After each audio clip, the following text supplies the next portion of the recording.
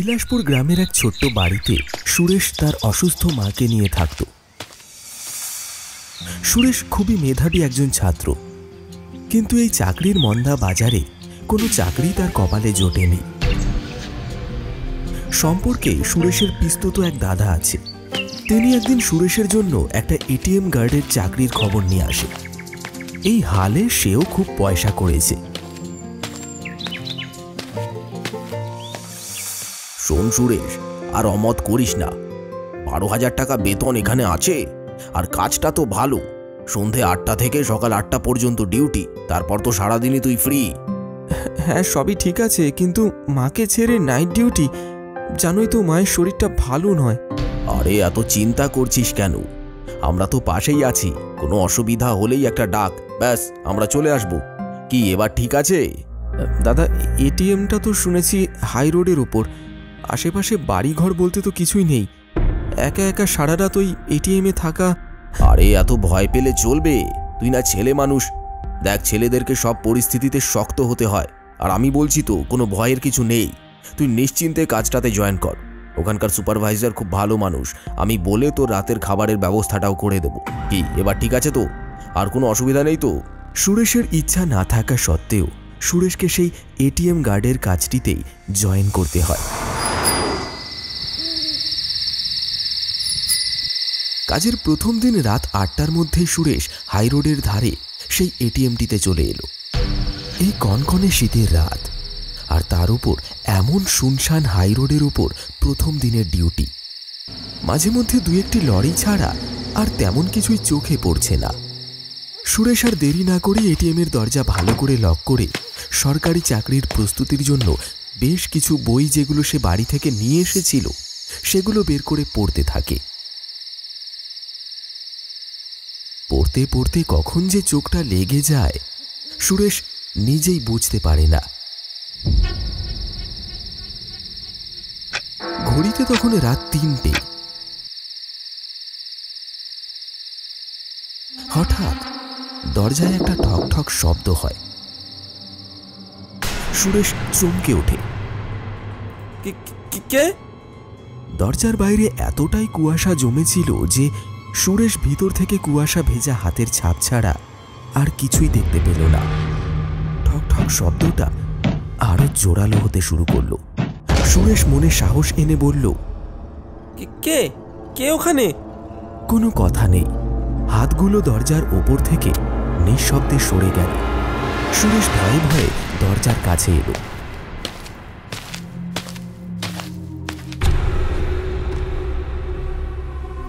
কই, কেউ তো নেই।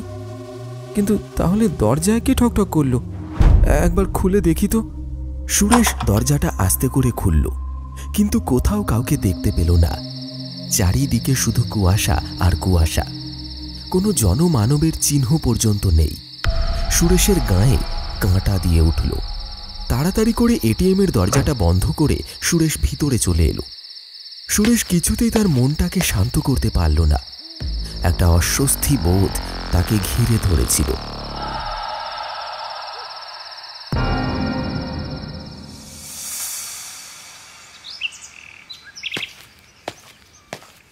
পরদিন সকালবেলা ডিউটি শেষ করে সুরেশ বাড়ি ফিরে আসে। বাড়িতে ফিরে খাওয়া দাওয়া শেষ করে বিশ্রাম নিয়ে আবার রাতের ডিউটির জন্য বেরিয়ে পড়ল।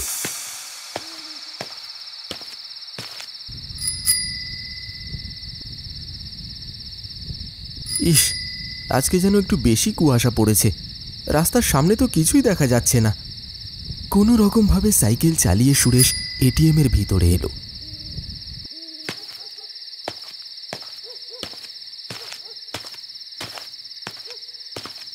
এরপর ব্যাগ থেকে বইপত্র বের করে সুরেশ যেই একটু পড়তে বসবে, অমনি আবার দরজায় ঠকঠক শব্দ। কে কে ওখানে? কিন্তু কোনো উত্তর নেই। আবার সেই কুয়াশা ভেজা হাতের ছাপ ছাড়া সুরেশ কিছুই দেখতে পেল না। সুরেশ দৌড়ে বাইরে গেল আর দরজা খুলে দেখার চেষ্টা করল বাইরে কে এসেছে। কিন্তু দরজা খুলতেই সেই গতকালের মতো একই অভিজ্ঞতা। ফাঁকা ধুধু রাস্তাতে কোথাও কেউ নেই। এখানে তো কেউ নেই। তবে বারবার কে দরজায় ঠকঠক করছে? হঠাৎই সুরেশ দেখতে পেল সাদা শাড়ি পরা একজন মহিলা দূরে হেঁটে যাচ্ছে। ওই তো কে একটা যেন হেঁটে যাচ্ছে। তার মানে কি ওই মহিলাই প্রতিদিন এই এটিএমের দরজায় এসে ঠকঠক করে? হ্যাঁ হ্যাঁ, তাই হবে। আমাকে জানতেই হবে কেন তিনি এমন করেন। হ্যাঁ হ্যাঁ, শুনছেন? এই যে শুনছেন, আমি আপনাকে বলছি, শুনছেন? সুরেশ মহিলাটিকে লক্ষ্য করে তার পিছু নিল। মহিলাটি একটা ঘন জঙ্গলের ভিতর প্রবেশ করল। তারপর সুরেশ আর তাকে দেখতে পেল না।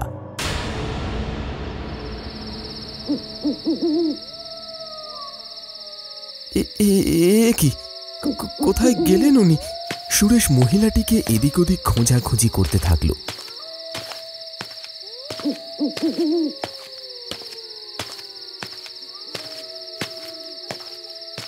তখনই হঠাৎ সুরেশ শুনতে পেল একটা কান্নার শব্দ। শব্দটা ঠিক সুরেশের পিছন দিক থেকে আসছে। মানুষ নাকি কোনো বিভীষিকা? ভয়ে সুরেশের সারা শরীরে হিম বয়ে গেল। ভয়ে সুরেশ পিছন দিকে তাকালো আর দেখতে পেল কালো অন্ধকারের মধ্যে সেই মহিলাটি দুটো কবরের সামনে মাথা নিচু করে বসে আছে। চুলগুলো তার মুখের সামনে দিয়ে মাটিতে বিছিয়ে রয়েছে। হঠাৎ শুরু হয়ে গেল দমকা হাওয়া। চারিদিক যেন উথাল পাতাল করে দেবে সেই হাওয়ার তেজ। মহিলাটির বিচ্ছিরি হাসিতে যেন চারিদিক কেঁপে উঠল।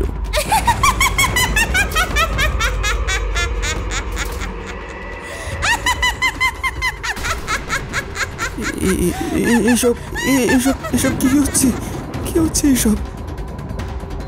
ভয়ে সুরেশের সারা শরীর পাথরের মতো ঠান্ডা হয়ে গেল। একটা পচা গন্ধ সুরেশের নাকে এসে লাগলো। রাতের সেই শান্ত পরিবেশটা যেন এক নিমেষে দামামা বাজিয়ে সুরেশকে এক অন্য জগতে নিয়ে গেল। এমন সময় মহিলাটির মুখের সামনে থেকে চুলগুলো সরে গেল।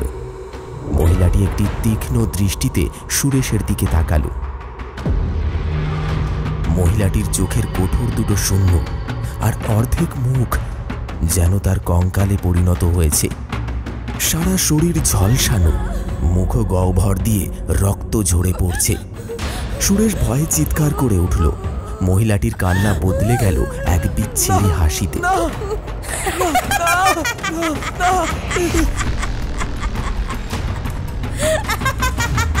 থর থর করে কাঁপতে থাকলো সুরেশের সারা শরীর। কোথায় যেন সুরেশ তার অস্তিত্বটা হারিয়ে ফেলল। নিজের প্রাণ বাঁচাতে আর কোনো কিচ্ছু চিন্তা না করে সুরেশ প্রাণপণে ছুটে পালাতে লাগলো। মুহূর্তটা যেন ভয়ঙ্কর থেকে আরো ভয়ঙ্কর হয়ে উঠল।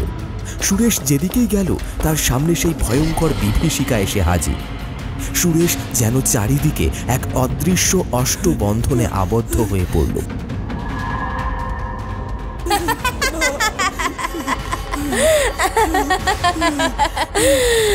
কোথাও পালাতে পারবি না তুই, কোথাও পালাতে পারবি না। এতক্ষণে সুরেশের কথা জড়িয়ে এসেছে। শরীরে তার কোনো শক্তি নেই। মৃত্যু নিশ্চিত জেনেও সুরেশ ভয়ে ভয়ে বলে উঠল, আমাকে ছেড়ে দিন, আমাকে ছেড়ে দিন। আমি তো আপনার কোনো ক্ষতি করিনি, তবে আমাকে কেন মারতে চাইছেন? ছেড়ে দিন, ছেড়ে দিন, আমায় ছেড়ে দিন। ক্ষতি? ক্ষতি তো আমরাও কারোর কোনোদিনও করিনি, তবে আমাদেরকে কেন মরতে হলো? ওই এটিএমে যেই পা ফেলবে আমি তাকে বাঁচতে দেব না, দেব না আমি তাকে বাঁচতে। শেষ করে ফেলবো তাকে, শেষ করে ফেলবো। মহিলারূপী পিশাচটি দু হাত বাড়িয়ে এগিয়ে এলো সুরেশের দিকে। সুরেশের দেহ তখন পাথরের মতো শক্ত হয়ে গেছে। নড়বার মতো শক্তিটুকু তার মধ্যে নেই। মৃত্যুটাকে খুব সামনে থেকে দেখতে পাচ্ছে সে। এমন সময় আকাশে ভোরের আলো ফুটে উঠল। সেই অদৃশ্য বিভীষিকা ছায়ার মতো সরে গেল। সুরেশ জোরে জোরে হাঁপাতে থাকল। এ যাত্রায় সুরেশ বেঁচে গেল। ঠিক করল যত কষ্টই হোক এই চাকরি সে আর করবে না।